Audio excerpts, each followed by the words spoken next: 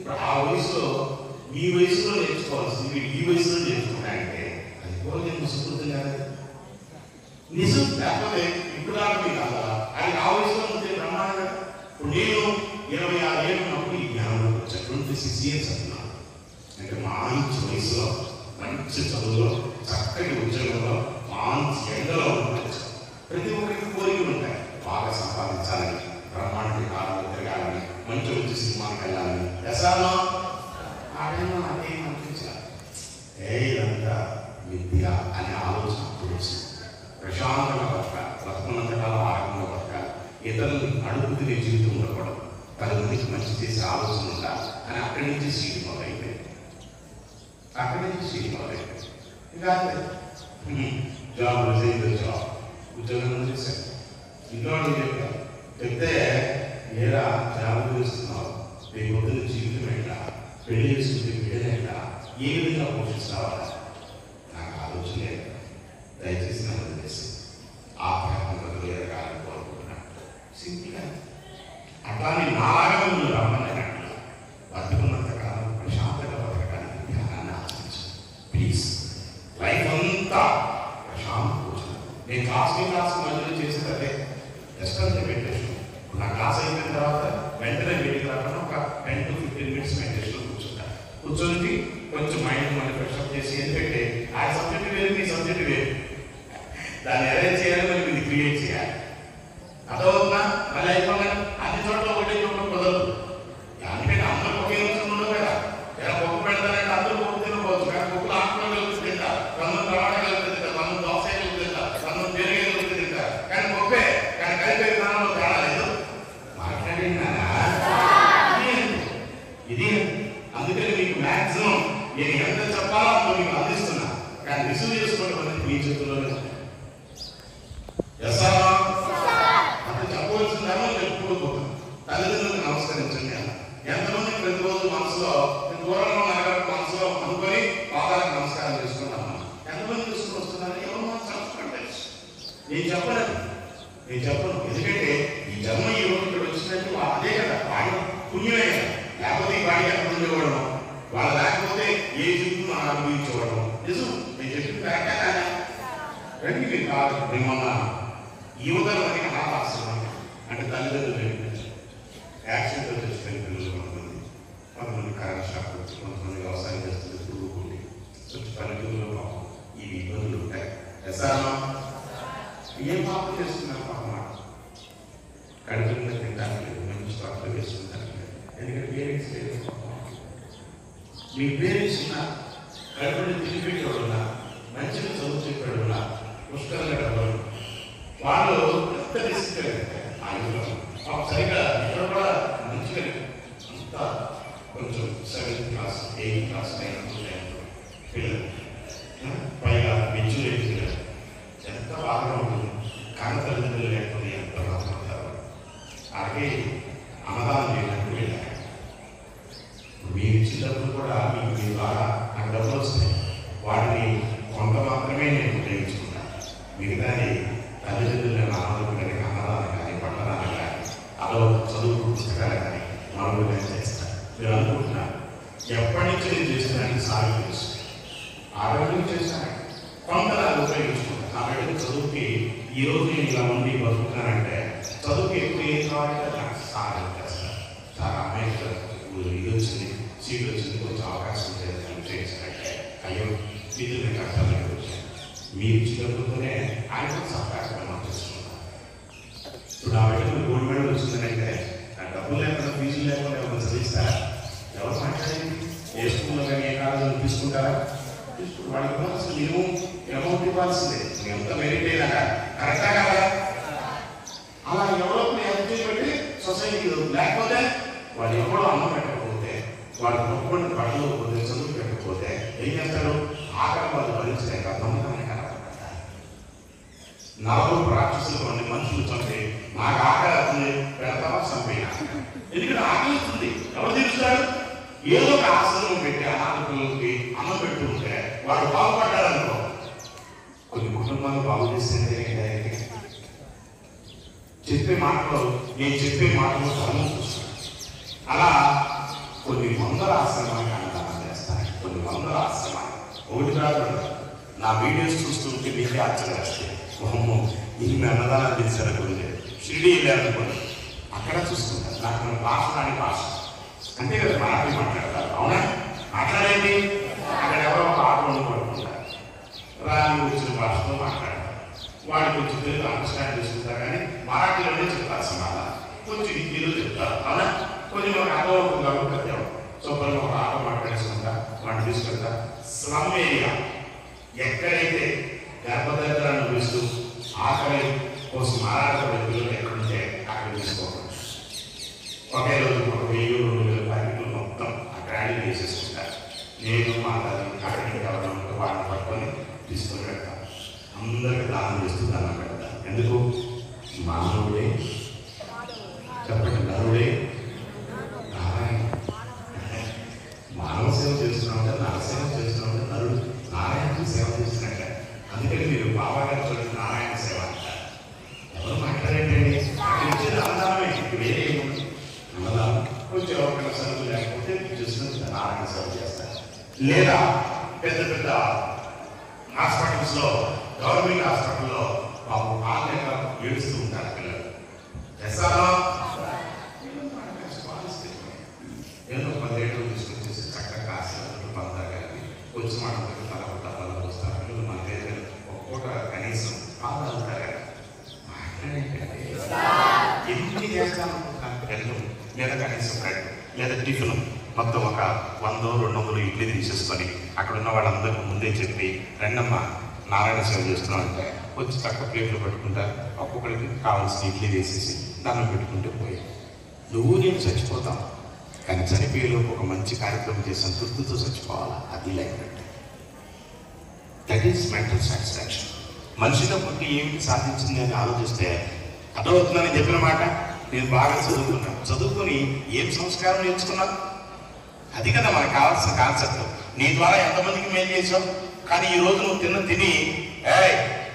తిన్న మెతుకులు కొన్ని 100 మంది కష్టజీవులు పండించిన చెమట, కొన్ని 100 మంది పండించిన రక్తాన్ని, చెమటని చిందించి నీకు అందించిన శక్తి. ఎస్ఆర్లో ఎంతమందికి మేలు చేస్తున్నావు నాన్న? ఎంతమంది మంచిని కోరుకుంటున్నావు నాన్న? ఎంతమందికి నేను ఈ జీవితాన్ని ఇవ్వాలనుకుంటున్నావు నాన్న? ఆలోచించు. అదే నిన్ను ఉన్నతంగా తయారు చేస్తుంది. నేను గోల్ బాగా సెట్ అవ్వాలని కాదు, గోల్ సెట్ అయిన తర్వాత నీకు వచ్చిన డబ్బులు ఎంతవరకు నువ్వు ఈ సొసైటీకి దానం చేయగలుగుతావు, ఎంతవరకు ఈ సమాజానికి మేలు చేయగలుగుతావు, ఎంతవరకు తృప్తిగా లేని వాటికి పెట్టగలుగుతావు అనే ఆలోచన నీ మనసులో రాదు. ఎప్పుడైతే నీకు సొసైటీ పరంగా ఆలోచన వచ్చిందో, సొసైటీయే నీకు ఎనర్జీని ఇచ్చి నేను పైకి తీసుకెళ్తుంది. అది ఇక్కడ కాన్సెప్ట్. మీ ఆలోచన ఎప్పుడు 10 మందికి మంచి చేయడానికి మార్గం భగవంతుడు ఇస్తాడు. ఈ మాట గుర్తుంచుకోండి. నీకు మంచి ఆలోచన కానీ మార్గం భగవంతుడు ఇస్తాడు. మార్గం రాలేదని కోరుకోవద్దు, ఆలోచన పెంచుకోవాలి. అబ్దుల్ కలాం అండి, అబ్దుల్ కలాం చెప్పరా? అబ్దుల్ కలాం, ఏపీజే అబ్దుల్ కలాం తెలుసుగా పేరు? ఎవరైనా సైంటిస్ట్, ఇంకా కరెక్ట్, ఇంకా ఆయనకి లేని డిగ్రీ. ఎందుకంటే భారతదేశంలో జనాభా ఎక్కువైపోతున్నారని పెళ్లి చేసుకోవడం కూడా మానేశారు. గొప్పది ఎక్కువ చూడగా నిజం నేను చెప్పే మాట. ఎందుకు చేసుకోలేదు ఏమిటంటే, ఎక్కువ మంది అయిపోవడమే కాకుండా నా భర్తకి భారం తెలుసుకోలేదు.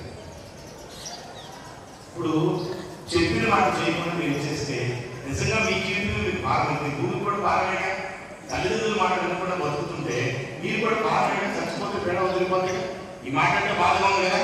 నేను చెప్పేసి ఎందుకంటే భారం, ఆ భారం ఇవ్వకూడదు అనే ఆలోచనతో నేను బిడ్డలు కాలేదా, నేను పెళ్లి చేసుకోలేదా, బ్రహ్మచారిగా ఉన్నాడు. పద్మభూషణ్, పద్మవిభూషణ్, భారతరత్న ఎన్ని ఇచ్చారు. ఎందుకు? ఆయన యొక్క వ్యక్తిత్వం అంత గొప్పది. మానవత్వం కాదు, వ్యక్తిత్వం. ఎంత మెంటల్ ఎబిలిటీ ఉండాలి. అర్థమవుతుంది చెప్పిన మాట. ఆయన ఒకటే కోరుకున్నాడు, నేను చనిపోయేలోపు నా అనుభవాన్ని మొత్తాన్ని ప్రపంచాన్ని రక్షించి నాలాంటి వ్యక్తిని ఒక్క వ్యక్తిని తయారు చేయాలని ఆలోచనతో చచ్చిపోయేంత వరకు తనకున్న అనుభవాన్ని మొత్తాన్ని ప్రజలకి అందజేస్తూ ఎక్కువ టైం స్టూడెంట్స్కి కేటాయించాడు. ఎందుకు నా తరమైన అయిపోయింది, వచ్చే తరానికి భవిష్యత్తుని మారుతున్నాయి. ఎంత గొప్ప ఆలోచనలు ఉన్నాయి. దశాబ్దం ఆయన ఈ అవార్డు ఏం కోరుకున్నాడా? అబద్ధవాడు కోరుకున్నాడా? అర్హతలు పెంచుకున్నాడు. అవే మన కార్తీకి వచ్చింది. అది అర్హతలు సంపాదించుకున్నాడు. ప్రెసిడెంట్ అవుతున్నాడు ఎప్పుడన్నా అనుకున్నాడా? ఎప్పుడు అనుకోవాలా. కానీ వెంటనే ఫోన్ చేశారు. ఏమన్నారు? రేపు మీరు ఉదయం రాష్ట్రపతిగా నేను ప్రమాణ స్వీకారం చేయబోతున్నానంటే దానికి అర్హతలు నాకు ఉదయం లేవో చూసుకుంటాను. నాకు 24 గంటల టైం ఉన్నాను, 24 hours నాకు టైం ఉంది. నేను ప్రెసిడెంట్ ఆఫ్ ఇండియా అవడానికి కావాల్సిన అర్హతలు నాకు ఉన్నాయో చూసుకునే సమయం నాకు ఉన్నాను. ఎవరైనా ఇస్తారంటే పక్కన తీసుకుంటారు. ఊరికే డబ్బులు ఇస్తారని తింటారు. వాళ్ళు పుస్తకం నాకు ఎదుర్కొనేది బ్యాచ్ మాకు. కానీ ఆయన ఏమన్నాడు? నాకు 24 hours టైం ఉన్నాడు. వెంటనే వాళ్ళ కుటుంబ సభ్యులు మొత్తాన్ని పిలిపించాడు. నేను జరిగింది నేను స్టోరీ చెప్తున్నాను. కుటుంబ సభ్యులు సరిపోతా ఇటు విను. కుటుంబ సభ్యులు మొత్తాన్ని పిలిపించాడు. అదవుతున్నా వాళ్ళు ఇస్తారని చెప్పి ఒకటి పెడతా తెలుసు నీకు అంటే భోజనాలు పెడతా.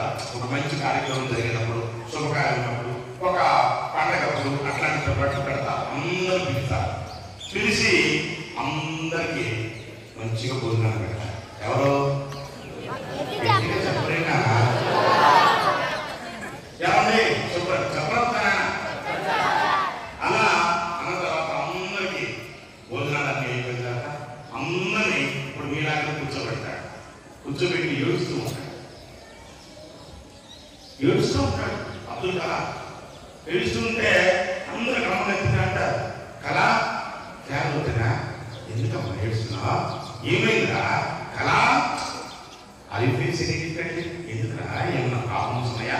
చెప్పు నాకు చెప్పు అని చెప్పిన వాళ్ళంతా కుటుంబ సభ్యులు, అన్నదమ్ములు, అక్క చెల్లెళ్ళు, ఇరుగు వాడు, స్నేహితులు, మిత్రులు, బంధువులు అందరూ చదువుతుంటారు. ఏమైందా? ఏమైందా? ఏమైంది చెప్పు. ఎందుకన్నా అంటే నేను ఒక మాట అడుగుతాను, మిమ్మల్ని అందరినీ నాకు మాట ఇస్తారా అంటాడు. అంటే వాడు ఏం కావాలి చెప్పు, మేమిస్తాం అంటాడు. ఏమి లేదు, నేను రేపు రాష్ట్రపతిగా ప్రమాణ స్వీకారం చేయబోతున్నాను. కానీ ఇప్పుడు ఎవరైతే వచ్చారో వీళ్ళు నా ప్రేమని, నా ఆత్మీయతను పంచుకున్న బంధుమిత్రులు, స్నేహితులు, మీరెవరూ కూడా నేను రాష్ట్రపతిగా ఉన్నంత కాలం ఎటువంటి రికమెండేషన్తో నీ బిడ్డల ఉద్యోగాల కోసం, నీ స్వార్థంతో ఆర్థిక ఇబ్బందుల కోసం మీ ప్రాబ్లమ్స్ ఏమి నా దగ్గరికి తీసుకురాలని మాట ఇస్తే అప్పుడు నేను ప్రెసిడెంట్ ఆఫ్ ఇండియాగా ప్రమాణ స్వీకారం చేస్తాను. లేకపోతే నేను చేయలేను. ఎందుకంటే మీరు అడిగితే నేను కాదు అంటే అట్లా అని మనసులో బాధతో భరించే ఆ కోసం నేను పట్టుకోలేను. కాబట్టి మీ అందరూ మాట్లాడుతున్నాను. తన నైతికంగా ఉన్న వ్యక్తి అంటే ఊహించుకొని ఒకసారి దానిగా వేడ్చేది కదా. మేము ఎప్పుడు మీరు చూసుకోండి, Abdul Kalam president of India ఉన్నంత కాలం ఎటువంటి రికమెండేషన్స్కి ఏ అన్నదమ్ములు అక్కర్చులు రాలేదు. ఇప్పటికీ కూడా చెప్పరావుతారా? రామేశ్వరంలో వాళ్ళ అన్నగారు గొడుగు కుటుంబం నమ్ముకుంటున్నాడు. ఇప్పటికీ కూడా ఎట్ట ప్రజెంట్ అని చెప్పే ఎంత నైతికంగా ఉన్న వ్యక్తి చూడండి. అటువంటి వ్యక్తులు అర్హతను సంపాదించుకోమంటే అదే అర్హత. ఏనాడు రావుతున్నాడు. కానీ ఒక్క రోజుల మధ్యలో ఫోన్ చేశాడు వాళ్ళనే. అరే తమ్ముడు అంటే చెప్పానయ్యా. ఏమన్నా అంటే అరే నిన్ను రాష్ట్రపతిగా కూర్చున్నప్పుడు చూడాలని ఆశ ఇలా అడుగుతున్నాను. ఏమనుకోమాకరా, నేను నీ దగ్గర ఏం అడగనురా, అక్కడ వచ్చేస్తాను. ఒక్కసారి నేను చూసుకొని దగ్గర తీసుకుని ముందు పెట్టుకుని వెళ్ళిపోతాను రా అని ఆ అన్నయ్య అడుగుతాడు. కానీ అదే అన్నయ్య తనకి ఇంజనీరింగ్ దానిలో ఎర్రడిగింగ్ చదివినప్పుడు ఫీజు కట్టుకోవడానికి డబ్బులు లేకపోతే తనకున్న వాచ్యం అమ్మేస్తాడు, తన భార్య యొక్క దిద్దులు అమ్మేస్తాడు. అటువంటి గొడుగులు కుట్టుకుంటాక 3 రోజుల పాటు అన్నపానీయాలు మానేసి వీధుల బట్టి తిరిగి ఆ వచ్చిన 150 రూపాయలు ఇచ్చి, అరే నాన్న ఇగో వదిలింది అమ్మేశాను నాన్న, ఇగో నాది 150 వాచ్ ఉంది కదా అది అమ్మేశాను నాన్న, ఇంకా డబ్బులు చాలకపోతే అందరికి 3 రోజుల పాటు నీకు నీకోసం నీ గొడుగులు కుట్టి ఇల్లు తీసుకొచ్చాను రా, ఇల్లు తీసుకొచ్చుకో నానా. అంత ప్రేమ ఆత్మీయతో అబ్దుల్ కలాం పెంచిన అన్నయ్య నేను ఒకసారి చూసుకోరా, అక్కడికి మేము రావాలంటే మాకు కొన్ని ఉంటాయి కదా, నన్ను రమ్మంటే వస్తాం, వచ్చి ఒకసారి చూసుకుని వెళ్ళిపోతాం అంటే ఏడుస్తాడు. ఏదన్నా అట్లా అంటావు, నీకు ఇద్దరు కావాల్సిన ఏర్పాటు మొత్తం చేస్తానంటాడు. అన్నీ చేస్తాడు. అన్నదమ్ముల్ని, అక్క చెల్లిని, ఇరుగుడు వాడిని, బంధుమిత్రుల్ని అందరూ కావాల్సిన వ్యవసాయం చేస్తారు. రాసుంది కదా, ఎవరు మాట్లాడండి, మొత్తం తిప్పుతాడు.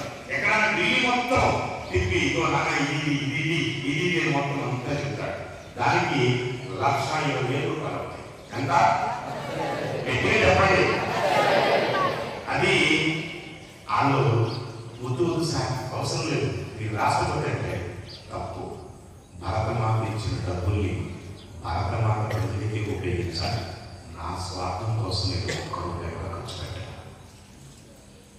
నా అన్నదమ్ములు, నా రక్త సంబంధికులు, వాళ్ళ కోసం ప్రభుత్వం సొమ్ముని నేను వృధా చేయడం. నాకు వచ్చిన జీతంలో 1,20,000 రూపాయలు దానికి కట్టి మా అన్నదమ్ముల ఆనందాన్ని చూశాను. అదే నాకు 1 కోట్ల ఆస్తి. ఎంత గొప్ప మాటలు చెప్పారండి. That is Abdul Kalam. That is Abdul Kalam. అదొక నిజం. చచ్చిపోయేటప్పుడు 3 సూట్లు ఏమి అయింది, బ్యాంక్ అకౌంట్లో 2,000 రూపాయలు. ఎంత? రాష్ట్రపతి బ్యాంక్ అకౌంట్లో ఎన్ని ఉన్నాయి చూసుకోండి. వేసుకుంటాక ఎన్ని పట్లు ఉన్నాయి? ఒకటేమో ఉత్తుకు వెళ్తుంది, ఒకటేమో ఐదు తీసుకుంటుంది, ఒకటి ముందుకు వెళ్తుంది. ఏమని కానీ కొన్ని వేల పుస్తకాలు మాత్రం పెట్టుకునేవాడు. ఆయన ఏమంటాడంటే ఫ్రెండ్స్ లేకపోయినా పర్లేదు, ఒక బుక్ చదువు, ఒక ఫ్రెండ్ దొరుకుతాడు. ఒక బుక్ చదువు, ఒక ఆలోచన మారుతుంది. ఒక బుక్ చదువు, 10 మందికి ఆలోచనలు నువ్వు బతుకుతావు. ఒక బుక్ చదువు, నీ ఆలోచన మిగతా వాళ్ళకంటే డిఫరెంట్గా ఉంటుందంటే ఆ బుక్స్ చదవమంటాడు. ప్రతి ఒక్కరు బుక్స్ చదవాలంటాడు. అంటే న్యూస్ పేపర్ డబ్బులు మిగిలితే వెళ్ళి బుక్కులు చూసుకుని చదువుతాడు. అట్లా ఆ అరమారాలు మొత్తం 2,500 పుస్తకాలు ఉన్నాయి. డబ్బులు మొత్తం బుక్స్కి కేటాయించాడు. ఇంక వేరే ఆలోచన. అంత గొప్ప వ్యక్తిత్వం అనేది మీరు కూడా స్థాయికి వెళ్ళాలి. మీ ఆలోచనలు, మీ వ్యక్తిత్వం కూడా అంత ఉన్నతంగా ఉండాలి. నార్మల్గా బతికి నార్మల్గా చచ్చిపోవడం అంటే జీవితం కాదని ఈ సమాజం నేను చూసి కలిగించాలి. ఒక మాట చెప్పిన నీ తల్లిదండ్రులను పుట్టగానే కలిగించాలి. ఇంకా చెప్పనా ఈ సమాజం నేను చూసి స్ఫూర్తి తెచ్చుకోవాలి. ఇంకా చెప్పనా ఏదో ఒక పుస్తకంలో నీ చరిత్రకు ఒక పేజీ రాయాలి. అది లైఫ్ అంటే అది లైఫ్. ఇక్కడి నుంచి మారండి, మీ ఆలోచన మార్చుకోండి, జీవన శైలి మార్చుకోండి, ప్రాణం